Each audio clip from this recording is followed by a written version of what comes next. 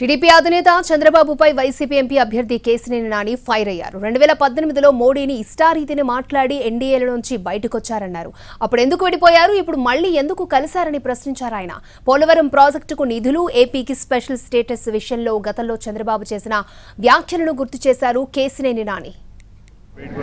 మోడీ గారిని నాన్న మాట్లాడినాడు చంద్రబాబు నాయుడు బీజేపీ కూడా స్పెషల్ కేటగిరీ స్టేటస్ ఇవ్వట్లేదు ఈ రాష్ట్రానికి అని చెప్పాడు. పోలవరానికి నిధులు ఇవ్వట్లేదని చెప్పాడు. విభజన హామీలు తీర్చలేదని చెప్పాడు. అట్లాగే రాజధాని నగరానికి 1,00,000 కోట్లు అడిగితే 1,500 కోట్లు సరిపెట్టారని చెప్పాడు. అట్లాగే అనేక రకాలుగా ఇబ్బందులు పెడుతున్నారు, రైల్వే జోను ఇవ్వట్లేదని చెప్పాడు. అనేక రకాల ఇబ్బందులు ఉన్నాయి కాబట్టి నేను ఈ రాష్ట్రం కోసం బయటకు వస్తానని ఆ రోజు చంద్రబాబు నాయుడు మోడీ గారిని నానా రకాల మాటలని బీజేపీని తిరిగి బయటకు వచ్చారు. అట్లాగే 2019లో ప్రజాస్వామ్యం గురించి చెప్పారు చంద్రబాబు నాయుడికి.